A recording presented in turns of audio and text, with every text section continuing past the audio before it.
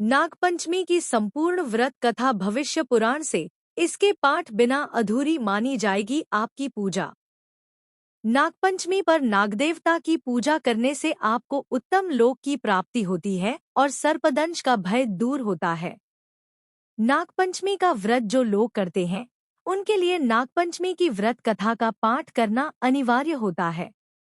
मान्यता है कि नागपंचमी के दिन भविष्य पुराण में बताई गई इस कथा का पाठ करने से आपको इस लोक में उत्तम फल की प्राप्ति होती है और आपके कुल में सर्पदंश से किसी की मृत्यु नहीं होती। देखें व्रत कथा विस्तार से। सुमंतु मुनि बोले, राजन, अब मैं पंचमी कल्प का वर्णन करता हूँ। पंचमी तिथि नागों को अत्यंत प्रिय है और उन्हें आनंद देने वाली है। इस दिन नागलोक में विशिष्ट उत्सव होता है। पंचमी तिथि को जो व्यक्ति नागों को दूध से स्नान कराता है उसके कुल में वासुकी, तक्षक, कालिया, मणिभद्र, ऐरावत, धृतराष्ट्र, करकोटक तथा धनंजय ये सभी बड़े बड़े नाग अभय दान देते हैं। उसके कुल में सर्प का भय नहीं रहता।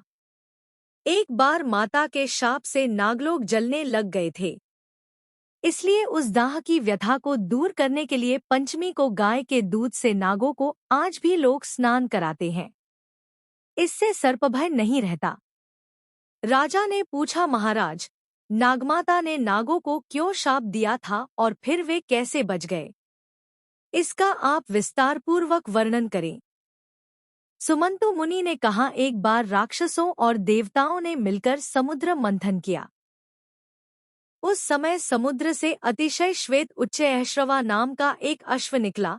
उसे देखकर नागमाता कद्रू ने अपनी सौत विंता से कहा कि देखो, यह अश्व श्वेतवर्ण का है, परंतु इसके बाल काले दीख पड़ते हैं। तब विंता ने कहा, न तो यह अश्व न तो श्वेत है, न काला और न लाल। यह सुनकर कद्रू ने कहा, मेरे साथ शर्त करो कि यदि मैं इस अश्व के बालों को कृष्ण वर्ण का दिखा दूं तो तुम मेरी दासी हो जाओगी, और यदि नहीं दिखा सकी तो मैं तुम्हारी दासी हो जाऊंगी। विंता ने यह शर्त स्वीकार कर ली। दोनों क्रोध करती हुई अपने अपने स्थान को चली गईं। कद्रू ने अपने पुत्र नारगों को बुलाकर सब वृत्तांत उन्हें सुना दिया और कहा कि पुत्रों, तुम अश्व के बाल के समान सूक्ष्म होकर उसके शरीर में लिपट जाओ, जिससे यह कृष्ण वर्ण का दिखाई देने लगे, ताकि मैं अपनी सौत विंता को जीतकर उसको अपनी दासी बना सकूं।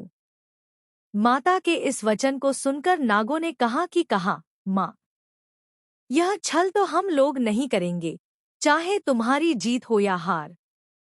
छल से जीतना बहुत बड़ा अधर्म है। पुत्रों का यह वचन सुनकर कद्रू ने कहा, तुम लोग मेरी आज्ञा नहीं मानते हो, इसलिए मैं तुम्हें शाप देती हूँ कि पांडवों के वंश में उत्पन्न राजा जन्मेजय जब सर्पसत्र करेंगे तब उस यज्ञ में तुम सभी अग्नि में जल जाओगे। इतना कहकर कद्रू चुप हो गई। नागगण माता का शाप सुनकर बहुत घबराए और वासुकी को साथ में लेकर ब्रह्माजी के पास पहुंचे तथा ब्रह्माजी को अपना सारा वृत्तांत सुनाया। इस पर ब्रह्माजी ने कहा कि वासुके, चिंता मत करो, मेरी बात सुनो। यायावर वंश में बहुत बड़ा तपस्वी जरत्कारु नाम वाली बहन का विवाह कर देना और वह जो भी कहे उसका वचन स्वीकार करना। उसे आस्तिक नाम का विख्यात पुत्र उत्पन्न होगा। वह जन्मेजय के सर्पयज्ञ को रोकेगा और तुम लोगों को रक्षा करेगा। ब्रह्माजी के इस वचन को सुनकर नागराज वासुकी आदि अतिशय प्रसन्न हो उन्हें प्रणाम कर अपने लोक में आ गए। सुमंतु मुनि ने इस कथा को सुनाकर कहा, राजन, यह यज्ञ तुम्हारे पिता राजा जन्मेजय ने किया था। यही बात श्री कृष्ण भगवान भी युधिष्ठिर से कही थी कि राजन, आज से 100 वर्ष के बाद सर्पयज्ञ होगा, जिसमें बड़े बड़े विषधर और दुष्ट नाग नष्ट हो जाएंगे। करोड़ों नाग जब अग्नि में दग्ध होने लगेंगे तब आस्तिक नामक ब्राह्मण सर्पयज्ञ रोककर नागों की रक्षा करेगा। ब्रह्माजी ने पंचमी के दिन वर दिया था और आस्तिक मुनि ने पंचमी को ही नागों की रक्षा की थी। अतः पंचमी तिथि नागों को बहुत प्रिय है। पंचमी के दिन नागों की पूजा कर यह प्रार्थना करनी चाहिए कि जो नाग पृथ्वी में, आकाश में, स्वर्ग में, सूर्य की किरणों में, सरोवरों में, वापी, कूप, तालाब आदि में रहते हैं, वे सब हम पर प्रसन्न हों, हम उनको बार बार नमस्कार करते हैं।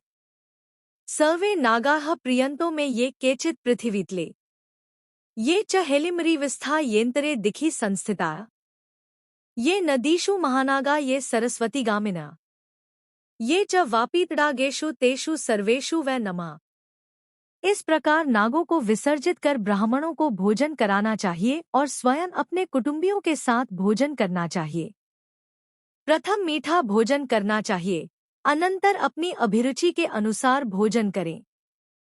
इस प्रकार नियमानुसार जो पंचमी को नागों का पूजन करता है, यह श्रेष्ठ विमान में बैठकर नागलोक को जाता है और बाद में द्वापर युग में बहुत पराक्रमी, रोगरहित तथा प्रतापी राजा होता है। इसलिए घी, खीर तथा गुग्गुल से इन नागों की पूजा करनी चाहिए।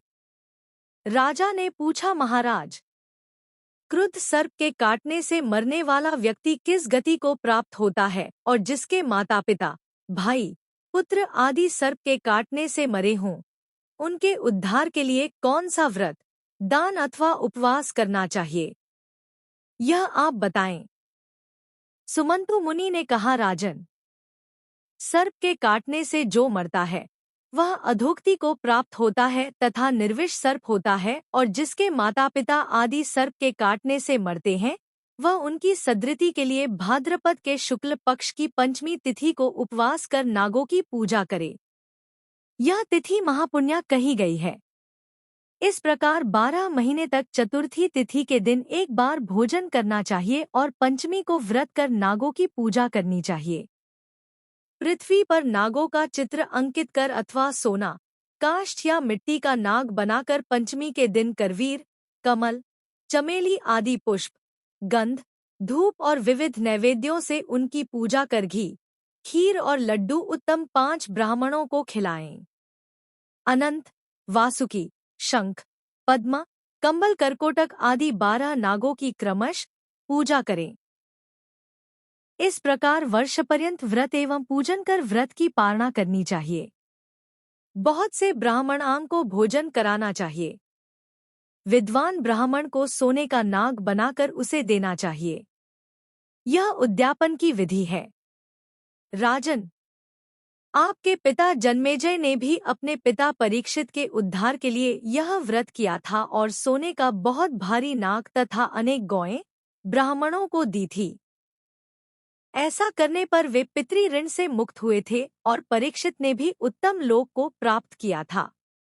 आप भी इसी प्रकार सोने का नाग बनाकर उनकी पूजा कर उन्हें ब्राह्मण को दान करें, इससे आप भी पितृ ऋण से मुक्त हो जाएंगे।